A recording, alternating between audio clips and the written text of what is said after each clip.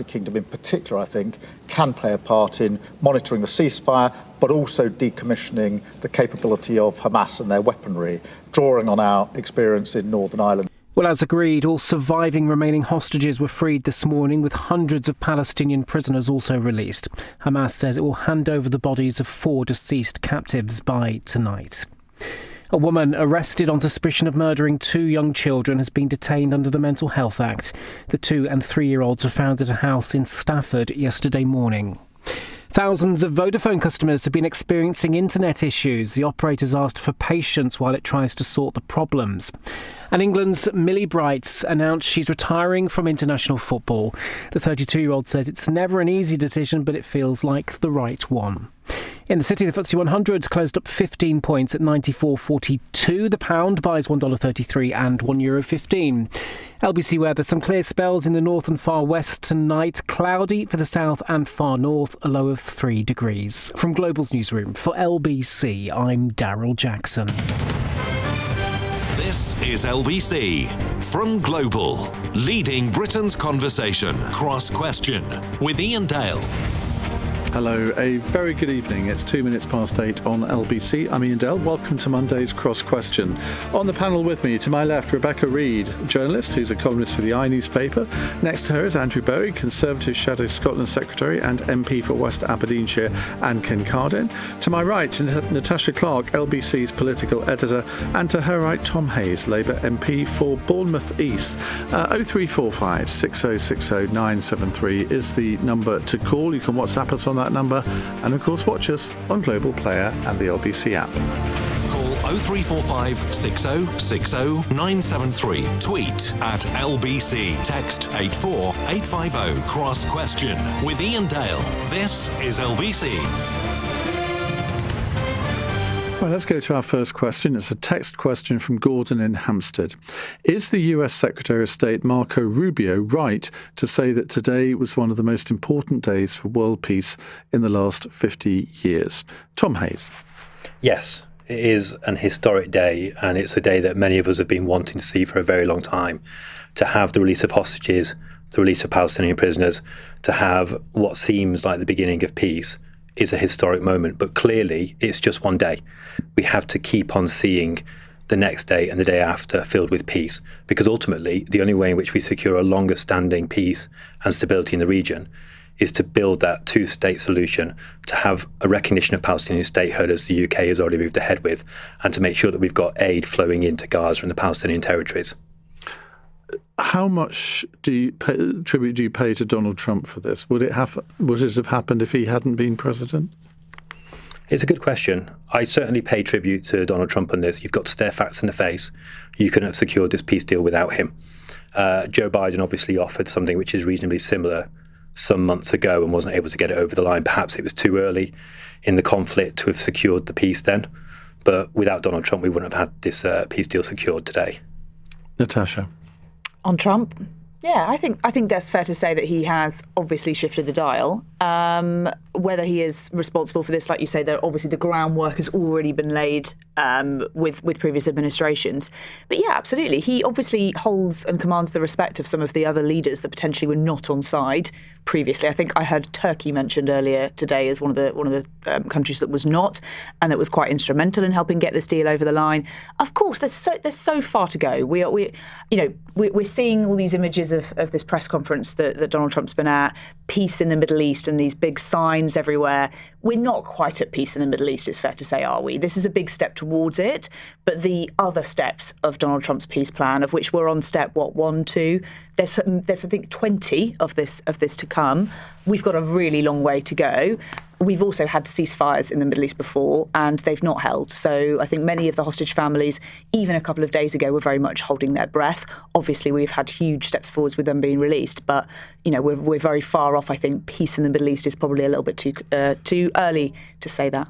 And you had Bridget Phillipson on Sunday saying that, well, of course, the British government had been playing an important role in this deal and then being slapped down by the US ambassador so embarrassing, to Israel. Isn't it? You're deluded. And then Steve Witkoff's kind of slapping him down. Yes. I wonder if Steve Witkoff's tweet was perhaps potentially after the UK government had given them a little nudge in the right direction to say so. But look, we've been involved in this. That's fair to say.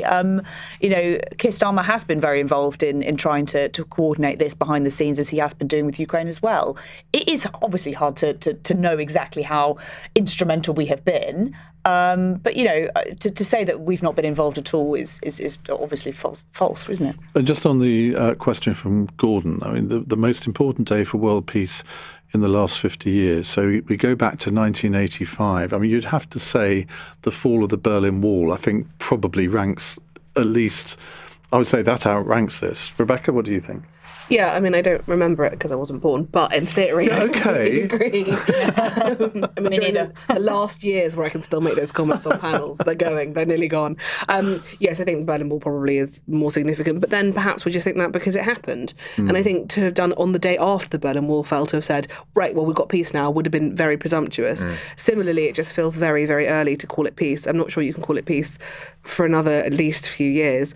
My fear is that there is so much damage, pain and hurt on both sides that it would only take the individual actions of one person not affiliated with any kind of governance to do something in the vein of terrorism to restart things again. And that takes one angry person to poke the bear. And then again, I think Netanyahu will go right back to where he was. So I find the idea of us clawing over who is in charge and who did the best job and who was responsible a bit uncomfortable. I'm not sure that you need to sort of... We wouldn't have a programme without that. I mean, to be fair, personally, I would never let myself not take credit for something I'd achieved. So perhaps... Well, exactly. Perhaps. But I like to think these people are slightly better qualified than I am. So I'm not sure who did it is the most important thing. I do remain very grateful that Donald Trump is surprisingly pacifistic and really loves being praised for sorting things out. Yeah. If he weren't those two things, I think we'd be in a much worse situation. Andrew? Yeah, I think it's a hugely significant day, a very important day and a highly emotional day.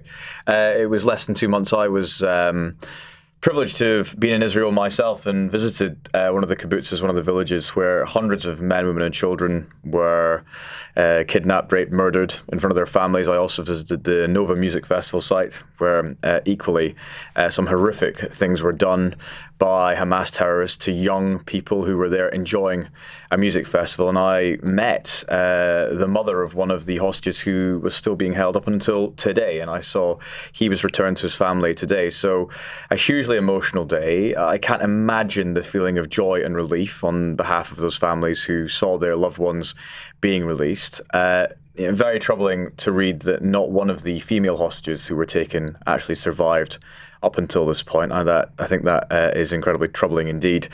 But we need to look forward. And I think that it's day one. And a lot can happen. We very much hope this ceasefire and this peace holds. I think Donald Trump and everybody else around him in the administration and across the other countries who've been at the forefront of this deserve a lot of credit. I don't think it would have happened, frankly, without Donald Trump's leadership on this. I think he has to take a lot of the credit personally. But as I said, it's very early days and there's a lot will flow from today, but it's a good starting point. Let's take a follow-up question from Sally in Enfield, who says, was recognising a Palestinian state just childish in the end? Hasn't Trump's government shown how to do international politics properly? Start with you, Andrew. I don't think it was childish. I do think it was wrong. I think it had the potential to set back the ceasefire agreement that we've seen reached in the last few days. I don't think it's achieved very much. From my perspective, it seemed to speak more to this Labour government's desire to placate its supporters in some very difficult constituencies and indeed some backbench Labour MPs than it did to the wider strategy around securing a ceasefire in the Middle East. We've seen some of the comments from the Israeli government in recent days saying as much, and indeed Donald Trump himself was very clear that we should not be recognising a Palestinian state up until the point that the hostages are released and the war is over. We've got to that stage now, so I'm not quite sure what was achieved by it. Not childish, but the wrong thing to do. Tom? I disagree. I think we're in a position now where you have the Arab League, really important countries, saying that Hamas need to lay down their weapons and leave Gaza. And I think the UK negotiating alongside other partners has helped to bring that sort of statement about. The UK working alongside partners like France and Canada to provide this alongside Trump's diplomacy, I think was a pretty good combination. Now, I'm saying this obviously from the outside, I'm speculating. Nobody can really know the entirety of what happens behind the scenes, but I think it made a positive contribution. How much pressure have you been under from your local party, for example? I haven't been under any on this around recognition of the Palestinian statehood. I haven't been under any pressure around this. So the idea, but many of your colleagues have, haven't they? But I don't think that's correct. I don't think our colleagues, my colleagues rather, are supporting recognition of Palestinian statehood because we're under internal political pressure. It's because it was a manifesto commitment. It's because it's a long-standing Labour Party policy. And the government said that we would recognise unless Israel met some key conditions. Israel didn't, and therefore we recognised. But that was a bit of a fence-sitting position in itself, wasn't it? Because if you believe in a Palestinian state, then you just say, well, we believe in it, so we're going to do it. We don't say, oh, well, if Israel does this, we won't. That's a ridiculous position. It's about using the cards that you have up your sleeve as a country. We were trying to minimise, if not stop, the suffering in Gaza. We were trying to make sure the peace process could move across. How does that help stop suffering in Gaza? Well, because one assumes, based on Israel's reaction to our recognition, that they aren't a fan of this. Because we put out conditions which gave Israel the choice about whether or not they would do certain things to minimise suffering and therefore stop the recognition. So I don't believe for one moment that the ceasefire that was agreed in the last few days has anything to do with the United Kingdom or France or Canada or Australia's decision to recognise a Palestinian state. You say it was to stop the suffering of the people of Gaza, and that's an eminently sensible and laudable thing to want to achieve. But I don't think recognising a second Palestinian state had anything to do with the fact that the suffering has ended and the bombing has stopped. But do you not think that the public perception of the war does have some impact? And I think Netanyahu is very thick-skinned about how much people disliked his behaviour. But I started this process feeling absolutely, completely in support of Israel. Yeah. And I have arrived at a point now where I feel really, really horrified by his behaviour. I think what's quite interesting... There are a lot of people like me who felt that way. Yeah, no, absolutely. And this signifies that, right? Yes, but I think what people don't recognise really is how little Netanyahu and the Israeli government care very much about what the outside world thinks, other than their strongest partner in the United States of America. What he does care about is the huge levels of opprobrium in which he's held by the Israeli people. You know, actually, when you look at it, his opinion poll ratings are at record low levels, and he is going to be fighting an election within the next year.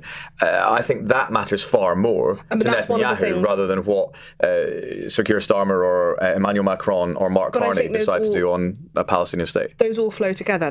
You're absolutely right about the approval. It's one of the reasons why conflating somebody with being Jewish or Israeli with approving of Benjamin Netanyahu is such a hideous and often anti-Semitic belief. Absolutely, completely. Yeah. But I think it is. I think that us recognising them as a state, Palestine as a state, is part of a general cultural perception and shift, which has changed how people think. So I don't necessarily disagree with you. I think what a lot of people from my perspective felt was that the timing was wrong, that hostages were still being held, and there were no stipulations put on Hamas, for example, for the recognition of a Palestinian state. The pressure is all on Israel. Being a state means we can ask more of them, demand more of them, expect more of them. But they aren't a state at the minute. We don't know who's going to run the state. We don't know what the borders are going to be. We don't know who the administration or who's going to be.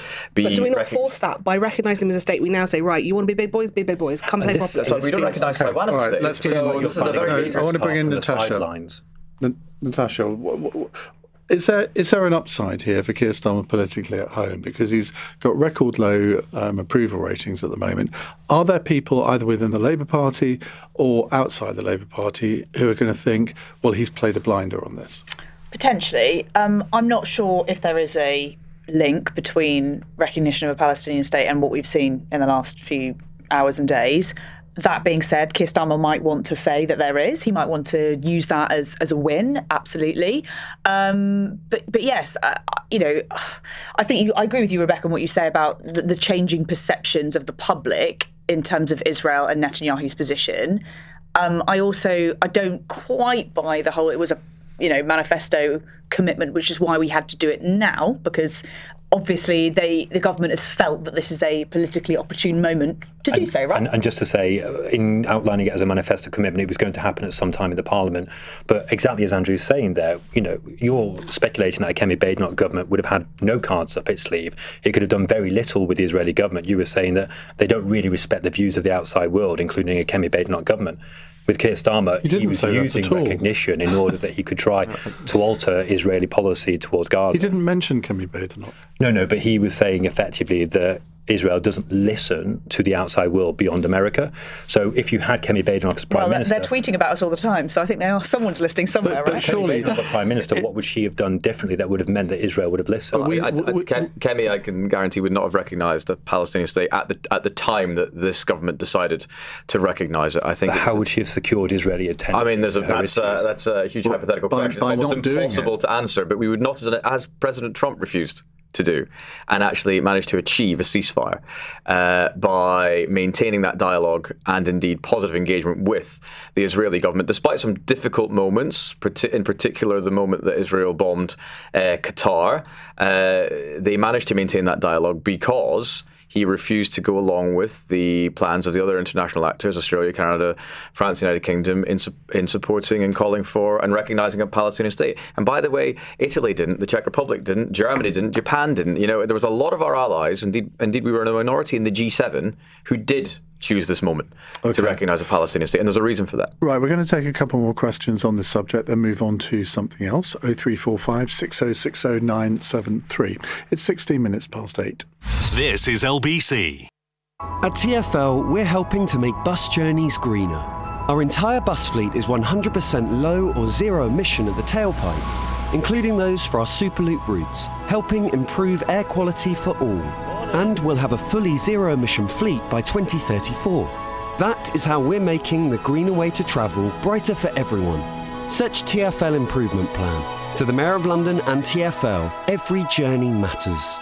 Greener than total estimated petrol and diesel car emissions. Staysure. What is Staysure? Staysure is not just the UK's favourite travel insurance. Staysure is the confidence that comes with knowing that you're covered by the company with more 5-star reviews on Trustpilot than any other provider. A company that welcomes people of all ages with pre-existing medical conditions for single or multiple trips. So Staysure with Staysure Travel Insurance.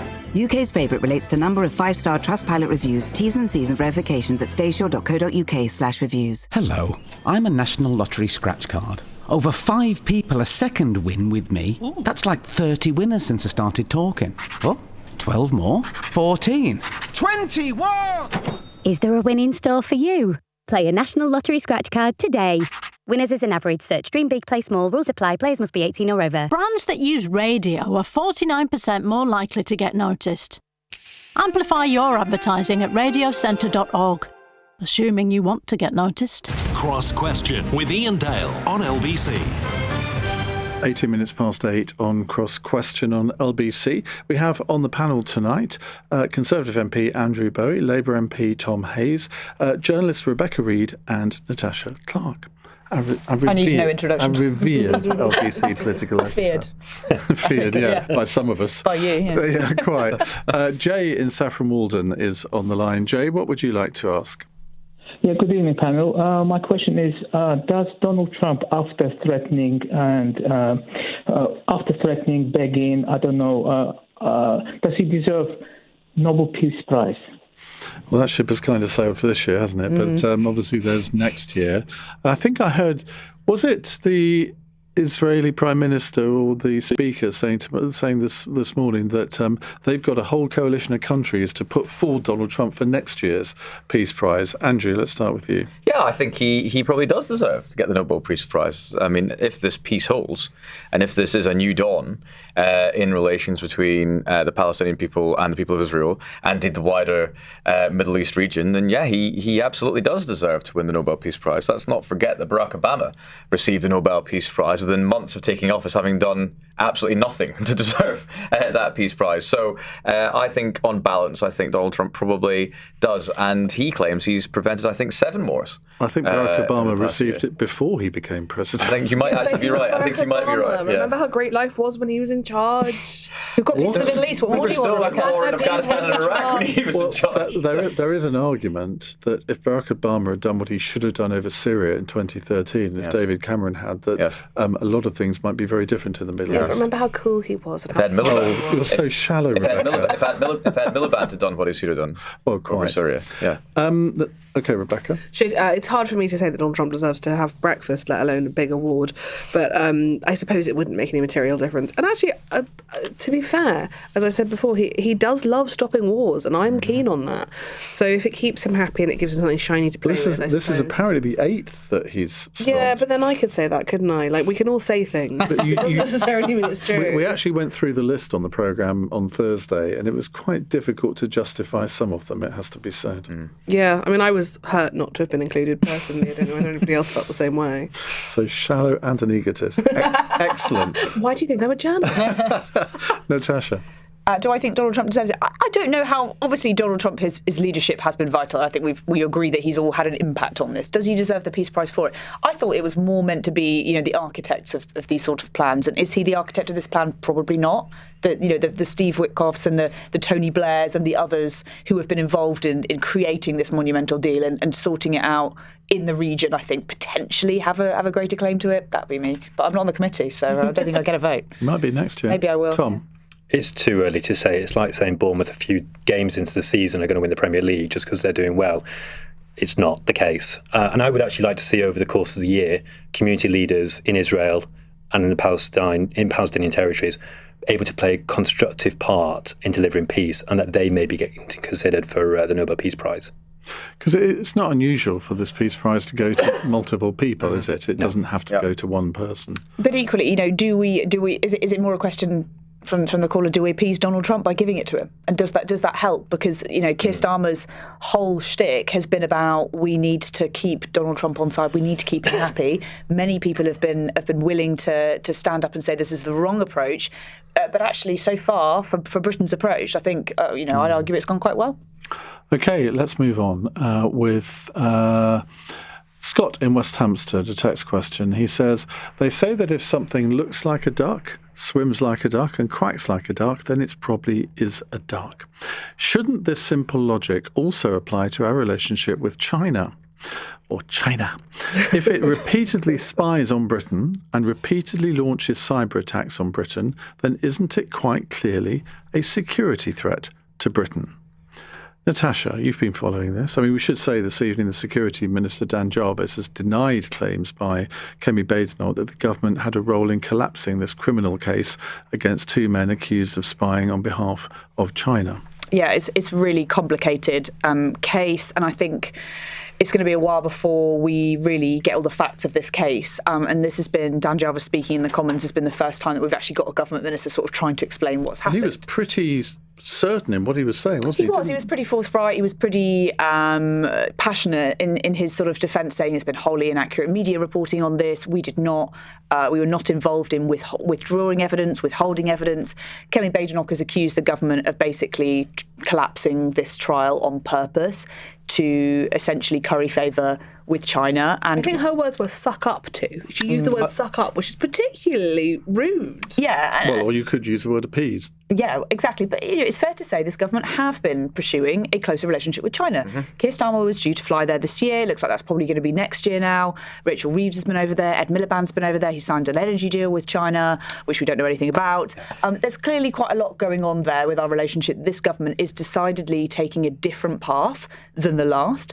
And I think it's fair to ask questions about what that relationship looks like. This is all basically going down to what the CPS say was the evidential threshold, and they now no longer say that threshold for bringing these two cases is now met. So what has changed between then and now? And that's the question we still don't know. Well, I think the other question is, I mean, are we seriously saying that we can't prosecute people just because a country hasn't been officially designated an enemy? I mean, it's utterly ridiculous. Well, if that's the case, and the government's saying today that they've had several pieces of evidence from the government's national security advisor be passed over to the CPS for this case, and they say But the CPS is saying that is still not enough, whatever that evidence was. And will the government publish it? I think it's potentially a question for them to do so now. Will they publish that? Well, either someone has spied or they haven't. And if they've spied, they should be held accountable for that, surely. That was what most normal people would think. Well, the government says the laws changed because before it was under a very old Espionage Act, I think of 1911 or something, basically saying that if you designate somebody as an enemy of the state and you have to prove that they are and prove that they are over that threshold, they've now changed the law. I think it was a cross-party effort to support that. But yeah, look, it does seem crazy. I think a lot of people will say that we should have been able to prosecute this case, and the Speaker, for one, was very angry this evening, wasn't he? Well, he was. Rebecca, if you are a conspiracy theorist, you automatically think there's something fishy here, don't you? And I'm not, but it still doesn't smell right. I'm not a conspiracy theorist, but I am a novelist and playwright. So that is the first thing I think is what would be the most exciting, sexy explanation. My issue with this is that we know too much about it. If there is anything important going on here, none of us should know about it. We shouldn't be talking about it. And it should be being dealt with in an incredibly private, high-level way. It should not be us yapping about it on the radio. I am very concerned by the laxness around security that this is able to be leaked. But I also, Jonathan Powell, who is taking a lot of the flack for it, is a very senior, very experienced person who has gone through a great deal with lots of different governments. And I'm very unwilling to believe that he's just suddenly become an idiot overnight. I don't think that can be what's going on here. Well, you did do the Chagos deal.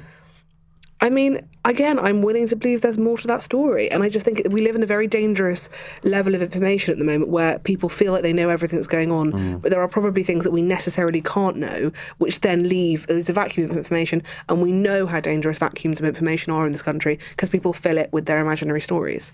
Andrew?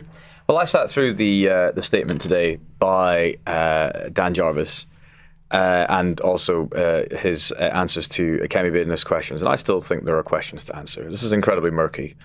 And it is quite true, as you said, Iain, that this government is pursuing, and Natasha, that this government is pursuing a new approach with China. As you said, the Chancellor of the Exchequer, the Energy Minister, Secretary of State, but the same as Cameron did. Absolutely, but times have changed since then. And actually, to suggest, as Dan Jarvis did today at the Dispatch Box, that the previous Conservative government had not described the People's Republic of China as a threat to security is completely wrong. In fact, ministers of that previous government described them as a threat on the floor of the House, and in two strategic defence reviews, they are and were a threat. And it's the view not just of us politically, it's the view of former heads of the intelligence services in the United Kingdom, former DPPs, former cabinet secretaries, a whole host of senior individuals who were involved in decisions like this when they were in government or supporting government. This is not a political attack on behalf of the Conservative Party to try and bring down an individual for what they might have done. This is a genuine concern that we, and indeed others well outside the political bubble, have about the security of this country and our inability to bring charges and prosecute individuals who are alleged to have spied for a foreign power, whoever that foreign power is. And it doesn't matter whether that country is designated as a threat or an enemy or not. If a country is spying on this country, those individuals should be charged and prosecuted as such. And I think it's incredible. And there are still very many questions to answer about this entire affair. So we come back to what I put to Natasha there, because I'm sure there are people in this country who are spying on behalf of the United States. I'm sure that there are British spies in America doing exactly the same. Yeah. And yet we are now being told that we cannot prosecute any spy unless they are spying on behalf of an enemy nation. This does not ring true, Tom.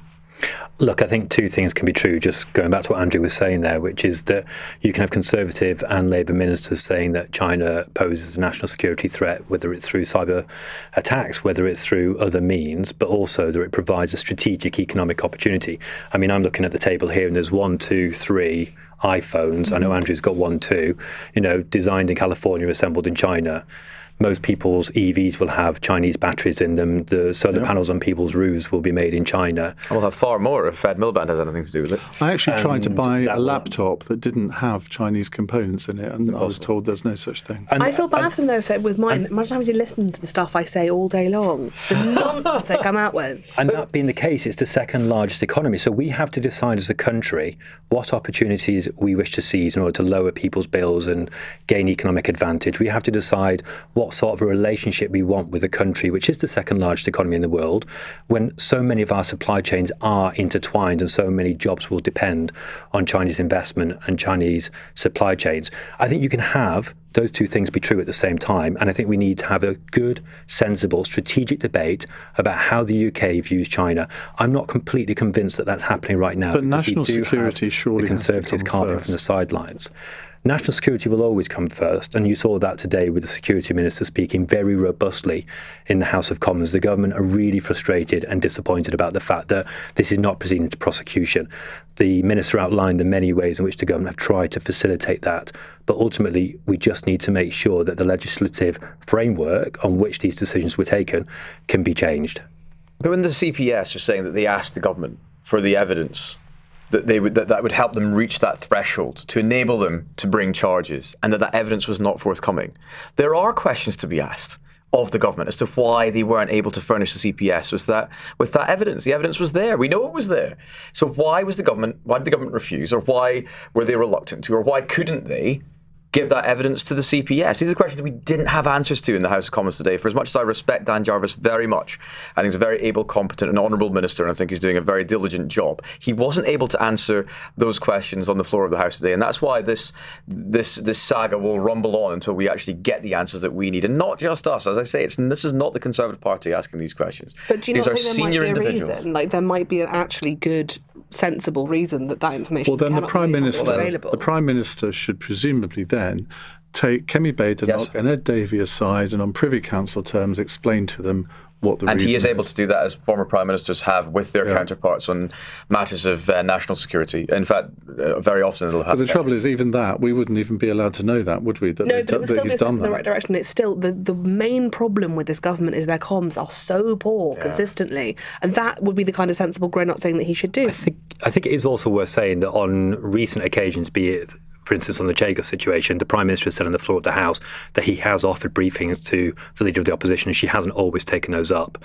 So I don't know if that's a factor in the considerations here. It may be the case that a briefing was offered. She still offered the briefing, and on Chagos it wasn't so much the briefings that were the problem, it was the whole premise of doing a deal in the first place. Yeah, you should still go to the briefing. The Leader of the Opposition rocks up to Downing Street to get a briefing. I mean, that's dereliction of duty otherwise. It's also just rude. It's really rude. Really, really rude. Right. Maybe she was just late. And actually, she needs to be able to feed back to Conservative MPs like you, Andrew. All right, let's move on to another question in just a couple of minutes after we get the LBC News headlines at 8:32 with Darryl Jackson. The Prime Minister says it's a historic day as countries sign a US brokered peace plan for Gaza. Sir Keir Starmer met world leaders in Egypt.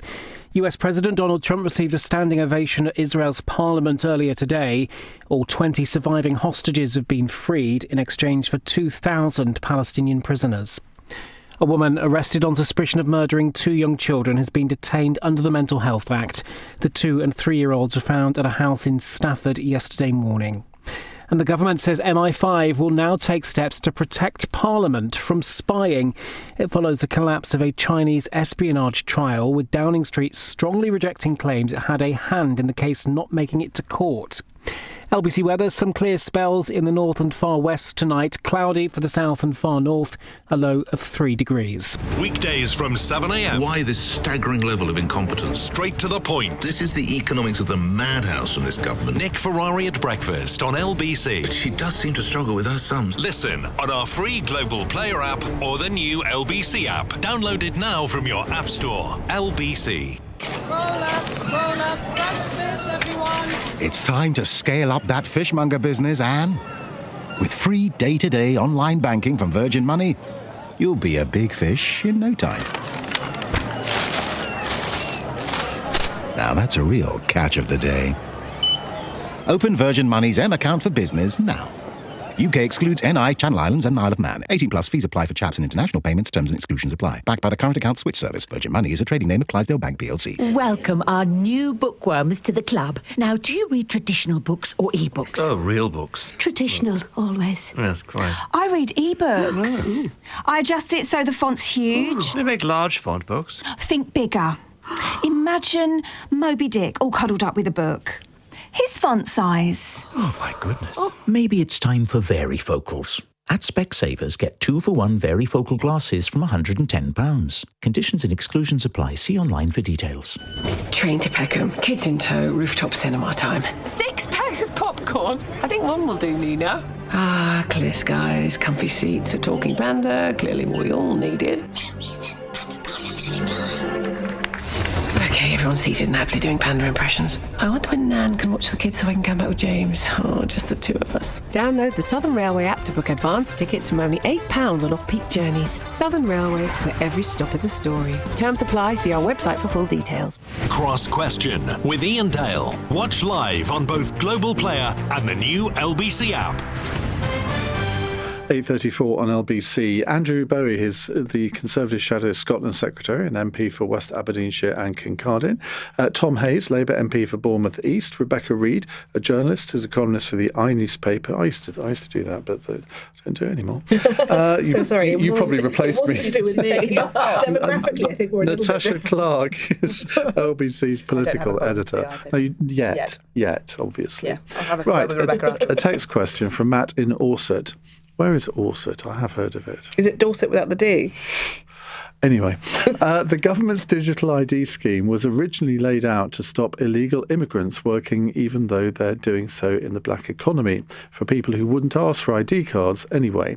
Now multiple government press briefings, including the Prime Minister, when announcing his India business deal last week, state that it'll help UK citizens with their banking.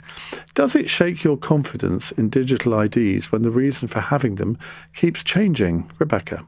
So the most compelling thing I've heard about digital IDs was from Sheila Hancock, who said that we were all being silly and making a fuss, and that she had one in the war. And she was so sure about it that I don't think she had a digital ID. Not digital. As digital as you could back then, perhaps. Okay. It had a number on it. I can't take anything that she says seriously. Oh, I'm the opposite. She was very rude to me on the Andrew Marr show once. Why? What did you say? Well, apparently, every time I spoke, she was sort of like sitting there, and she was just going... For the purpose of the listening, Iain is making a rude face. Maybe she's very good in just a minute. Maybe upset. Anyway, sorry. There was something about somebody who is in their, I believe, 80s, though please don't come for me if I'm wrong, Sheila, saying, listen, in the scope of history, this really isn't a big deal. These things come in, they come out. And I think it's always worth listening to an octogenarian if you can. And so I had my knee-jerk was that I don't like being told what to do, I don't like being controlled, and I don't like to have to carry things. And I don't even carry a bank card. I only use my phone to pay for things. But then hearing somebody... Is that actually safer? Well, I don't know if it's safer. I'm just lazy and disorganised. Definitely so I assume I'm going to be able to have it on my phone. Despite the Chinese components. But anyway, I think listening to grown-up sensible people who say things like, you're not going to be stopped in the street and asked for your papers, citizen, it's not going to be like that, has helped me feel more grown-up and sensible about it. But I agree with Matt, I don't think it's going to fix the illegal labour problem, because you're supposed to be checking for people's ID and right to work anyway. Tom, so why has the justification for digital ID changed? Well, I think just going back to what was just being said there, I agree. Sheila Hancock says a lot of good things. And so did her late husband, Corey, John ban Ford. him from the programme in future, please. You sound really sad about that. Yeah, Sheila Hancock now get directly in touch with you on this programme. When in the early 2000s there was the proposal for the ID scheme, I was opposed to that because I didn't want to live in a society where my papers would be checked because it was mandatory. That is not what this scheme is about. It's about digitising right-to-work checks. We already have that. Digitising right-to-work checks, so it's more efficient, it's cleaner, it's easier to do. I think we're at the start of a debate, and I can see Andrew gearing up to come in here. I think we're at the start of a debate on this programme, but also in the country, about what we regard as appropriate digital ID. And the Prime Minister's contributing to that. You've got other ministers who are doing the same. I think it's undoubtedly the case that digital ID can help in lots of ways to make life easier, to access public services, to be more secure, to have state-of-the-art technology, be the means by which we are protecting our identity. Isn't he making the same fundamental mistake that Liz Truss did when she was Prime Minister? No, hear me out. Too many mistakes. Hear me out. Because she didn't roll the pitch in advance of her budget. She just announced all these measures. People thought, oh my God, that's a bit much. And there's been no pre-debate on this. I mean, I don't think it was in the Labour manifesto, was it? But this is the pre-debate. You know, well, is it? No, he's announced you're doing it. He's announced you're doing it. Legislation which follows. I think this is the debate. It's exactly as it ought to be. It's kind of like with winter fuel payments. You kind of roll it out and then you roll it back. Yeah. And I love you. I'm on your side. I'm a voter. But it does feel a bit you go, we're going to do this. We're going to do this. Oh, you guys are sad. Okay, we won't do it. Tom, this is not a debate. But it's also he's announced the policy. Andrew. The country is one which guards its civil liberties. Tom, your name is not Andrew. Absolutely, we guard our civil liberties. But you suggested that this is the start of a debate. Well, we're having it now. No, but that's not. You don't start a debate by saying this is what we're going to do. And then in typical Keir Starmer. No, Tom, please. In typical Keir Starmer fashion, if it transpires as dreadfully unpopular, a la winter fuel allowance, having to roll back a few months later, he'll look even weaker than he was before the debate was started around digital ID. What I think is remarkable at this, and I am opposed to them. I was involved in the first campaign against ID cards back in the mid-2000s. It strikes me that the reverse Midas touch of this Prime Minister is quite incredible. This is a policy that actually had broad public support up until the moment the Prime Minister announced that he was going to introduce a digital ID. And then suddenly it veers into negative territory. I mean, there's a real problem for this Prime Minister and this government if they can announce something that actually, on the face of it, before we started this debate, as you frame it, the British people were in favour of. Suddenly he adopts and the British people are against. That's a huge problem for a Prime Minister, and it's one that I think he and his team have got to address incredibly quickly. Aside from the wider debate about protection of civil liberties and will this work anyway, as Iain says, people are supposed to check whether or not you are permitted to work in this country in the first place, regardless of a digital ID or not. I don't think it'll work. I think that people will find ways to get around it. And the reason that the government are now rolling out other things that this could be used for is because their original premise, the original argument, has been found to have so many holes in it. So I think this government really does need to take a step back and look at how they do government, because right now they're failing on every front. Do you want to come back on that?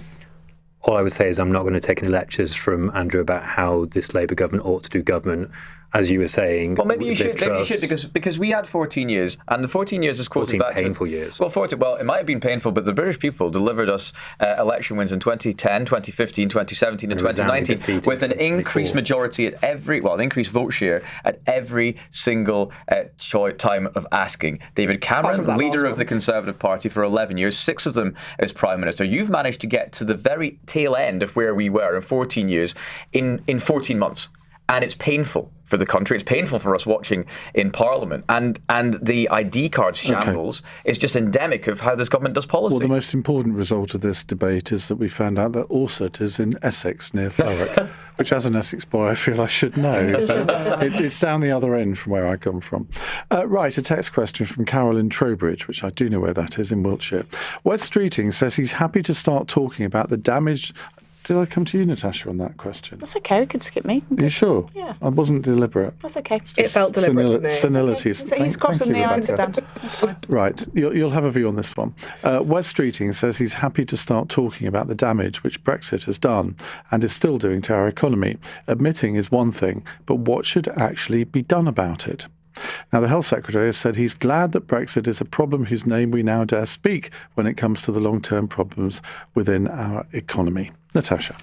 Well, my first thought is James O'Brien will be so delighted we're finally talking about Brexit, because he is one person that does genuinely think that this government, and the Labour government in particular, should do more to talk about the Brexit legacy. And if those briefings that we saw in some of the newspapers in the last few weeks are correct, the government is gearing up to blame Nigel Farage and blame Brexit for the upcoming budget, which is actually crazy when you think about it. Apparently, they are going to say, according to some briefings, to some newspapers, that they're going to say that the reason we have to stomach some big, huge tax rises is because of Nigel Farage, because he, quote, ran away after Brexit, and it's all down to us leaving the European Union, which, of course, we do know has damaged GDP, it has damaged trade, it's made it far, far more complicated to trade with Europe. Some of that has changed, obviously, as a result of changing those deals that we've got with the EU.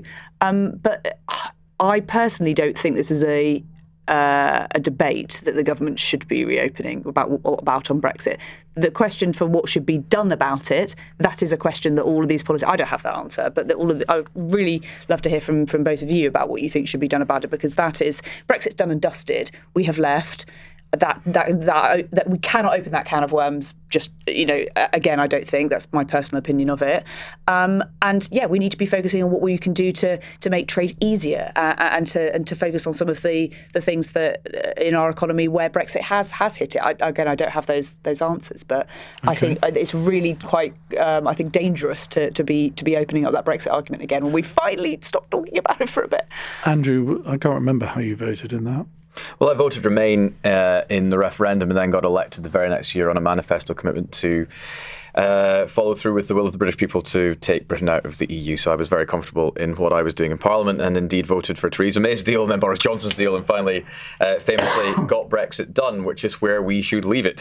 Frankly, I don't think the British people have got any desire to revisit the trauma of the Brexit years that we all lived through. It strikes me that having tried and failed to blame everybody else for the issues in the economy, without once recognising that it might just be the decisions on the national insurance increase or some of the other changes that were brought in by Rachel Reeves last year, might have had a bit of a negative impact on the economy. They decided to go and blame Brexit for all of their ills. And I think it is quite dangerous, taking a step back for a moment, for this Prime Minister, for this Chancellor, for the Labour Party to start blaming Brexit for all their ills, because the very next obvious question that people like Natasha and everybody else will be asking is, are you for rejoining the EU then?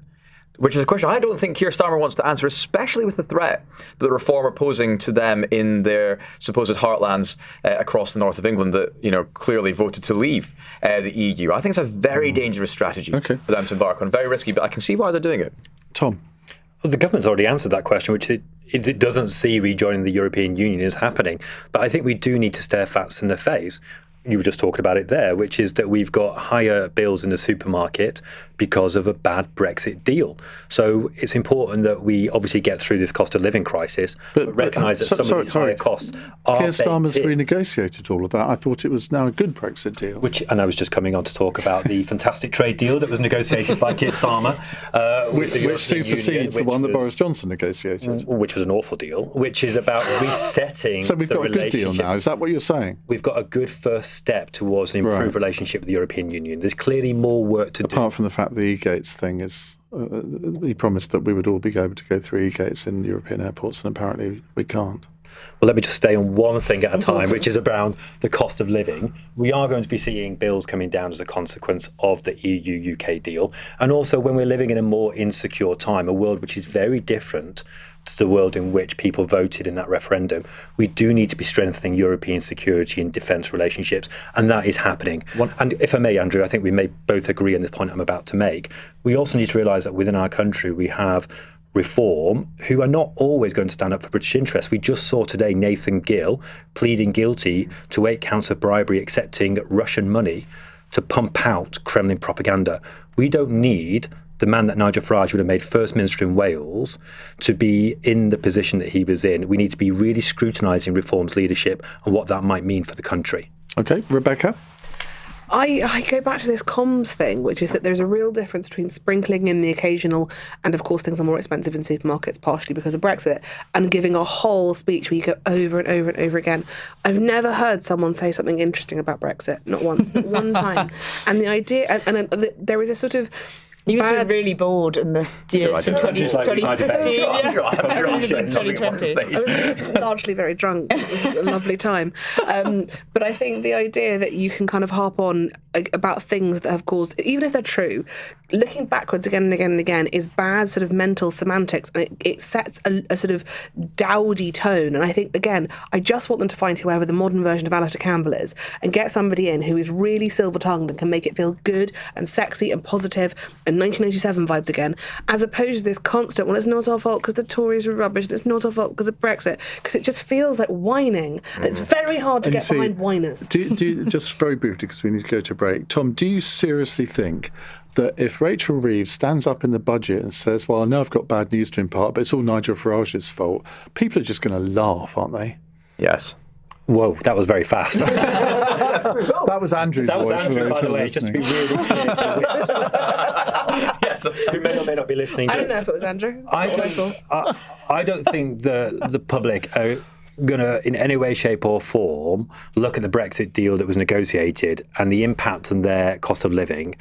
And I think anything but we were sold a dud. And I think that's important to bear in mind. And we do need to be staring facts in the face. It doesn't mean rejoining the European Union. But Tom, it does mean negotiating a better relationship. But if he does that, he's not saying that it's Nigel Farage's fault. Really, he's saying it's the 17.2 million people who voted for Brexit. It's your fault. It's never a good idea to insult the electorate. If I may, and I don't think any of us want a protracted debate on this programme about it, but there is a good point here, which is that Farage in the referendum was very vocal, and then he wasn't. So it does raise a question about what kind of a prime minister he would be. If now he's a very vocal campaigner on issues, let's not go on to that. But we don't know what he would do in office. He'd probably run away from making things better. Because we have a question coming up from Sean in concert. You'll enjoy this one. It's 8:49. This is LBC. When BP asked me to read the voiceover for their new Wild Bean Cafe ad, I thought I knew what to expect. But when they told me I'd be reading the script next to a mountain waterfall, on horseback, strumming a harp, in a hailstorm, naked, ow, ow, ow, ow, well, that was wildly unexpected. Just like Wild Bean Cafe having a freshly ground signature espresso blend for everything from Americanos to flat whites in a fuel station. Wowzers. Wild Bean Cafe, only at BP. Subject to availability at selected BP stores only. At TfL, we're making tube journeys faster in the future, with signalling improvements underway on the Circle, District, Hammersmith and City and Metropolitan lines. And there's also the Elizabeth line, already giving you fast journeys across central London. That is how we're making the greener way to travel brighter for everyone. Search TfL Improvement Plan. To the Mayor of London and TfL, every journey matters. Elizabeth line is fast compared to other TfL modes. Greener than total estimated petrol and diesel car emissions. With an Amex business card, Selena's earning points renovating her skin clinic and refreshing the builders. 14 coffees and 28 sugars, please. And on new adjustable chairs for every room. And she can use the points to lie back and relax. Don't put ice cream on your brother's head. Well, sometimes. And that's because with an Amex business card, your points can go towards holidays and more. Search Amex Business Card. Terms and annual fees apply. 18 plus. Subject to status. Basic card also available with no annual fee, rewards or other features. Hey, it's me, your dishwasher. I'm sorry about the chaos last night. I think a fork got jammed in my racks. Whoops. Don't even check the bills. I've overdone it. Don't get mad, okay? But I used up lots of power yesterday. Sometimes you just have to blow off some steam. It can feel like all your energy does is take. But the longer you're with OVO, the more rewards you get.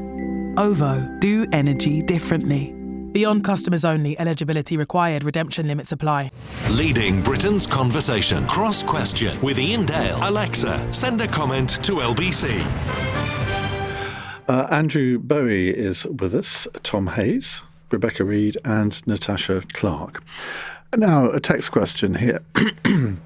Now, you're going to have to be very brief on this one, otherwise we won't get to Sean in Concert's question, because they've just changed the order. Barry in Wickford says, the Uni Party is banging on about Farage admitting that the tax cuts he promised last year might be difficult to achieve, but why won't you all cut them some slack? When all the rest of you have admitted that times are getting hard and some of the stuff you wanted to do isn't plausible anymore.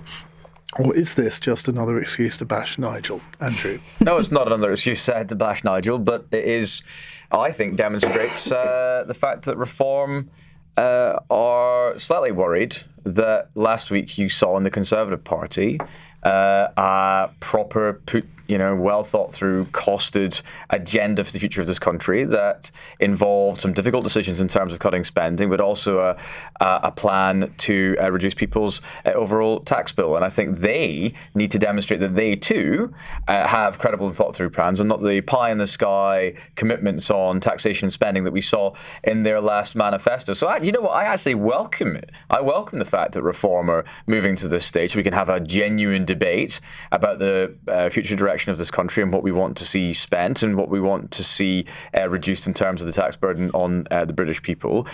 So it's not bashing Nigel for the sake of it. It's just, political debate. Rebecca?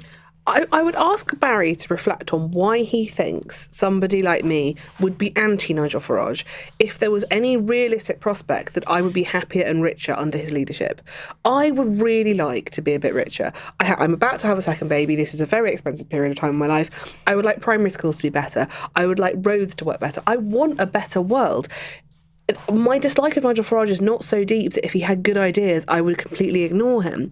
And I think there is this idea that Nigel Farage has the keys to the kingdom and we won't let him do it because we don't like him, and that's just not true. He is just lucky that he's never actually had to implement anything in real life. Tom? I just want to stop talking about Nigel Farage, if I'm honest with you. But what I would say is that we do have to question his judgment about Nathan Gill. He said this is a man who has never, ever let him down. On what Andrew was just saying there about Mel Stride's announcement on stamp duty, this is relying on the assumption that you can cut money from the DWP bill. Mel Stride himself oversaw an increase in that bill by £33.3 billion when he was at DWP. So I think that's just fantastic. Yeah, as a result of the global pandemic that we were struggling to get through and support people through. But yes, I take your point. But we went into that last election with a manifesto commitment and a fully thought through and costed plan to reduce the size of the welfare state, something that Labour have singularly failed to do, even if they're half-baked botched plans a few months ago that we couldn't get past Labour MPs. All right, Natasha? Yeah, I think it might be Nigel Farage waking up to a bit of fiscal reality, right? You know, lifting the income tax threshold is going to be incredibly expensive, and that's, I think, what they're rowing back on specifically.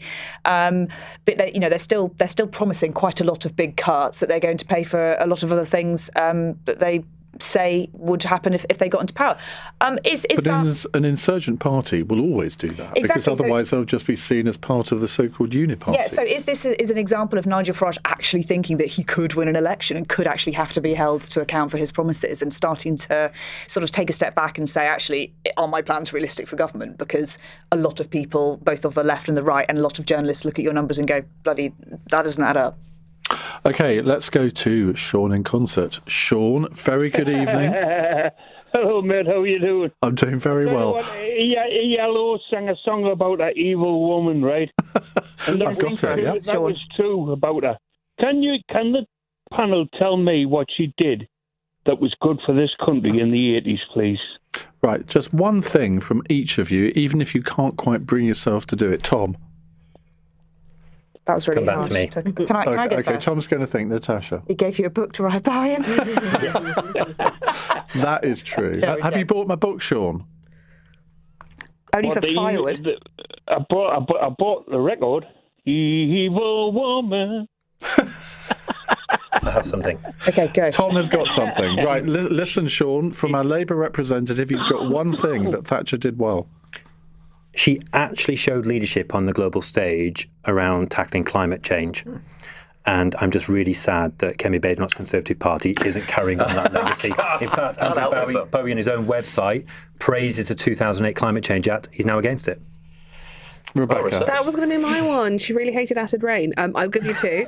They are some good episodes of The Crown. The ones that Gillian Anderson. The history is so... Her depiction in that is ridiculous. It was pleasingly confusing to a lot of men to see Gillian Anderson playing Margaret Thatcher, and I enjoyed watching that.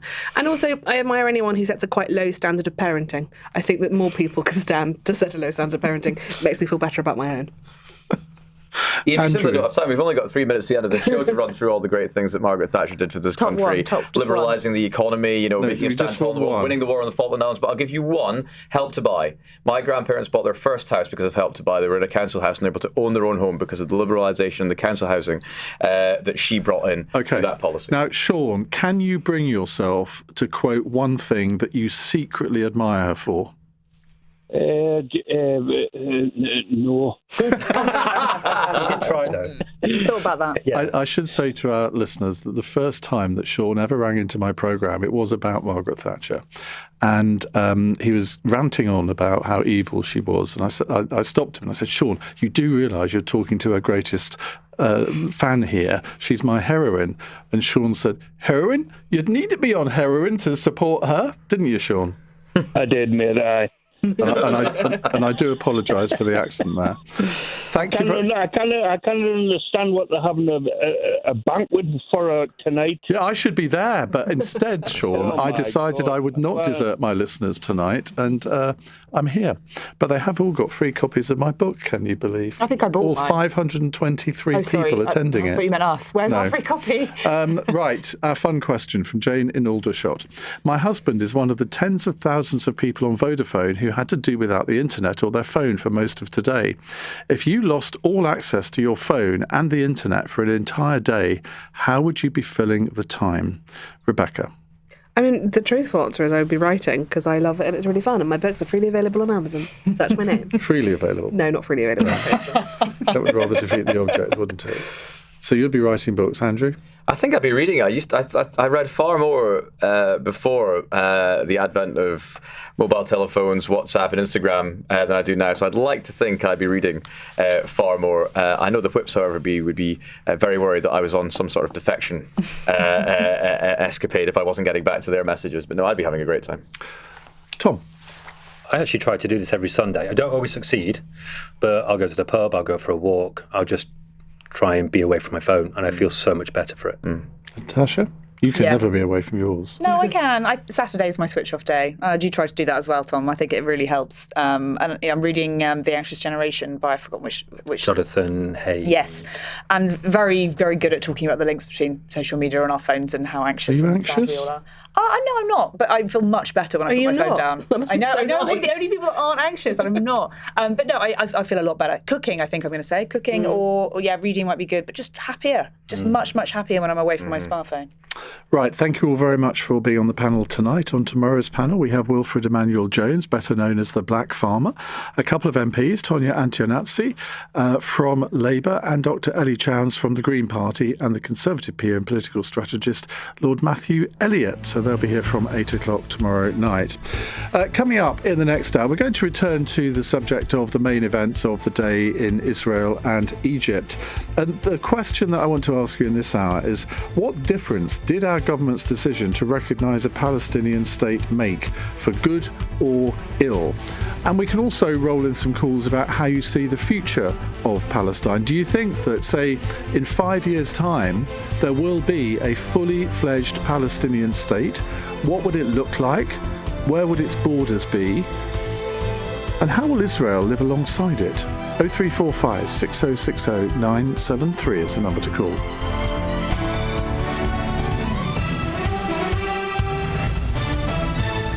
On your radio, on the LBC app, and Play LBC. leading Britain's conversation. This is LBC.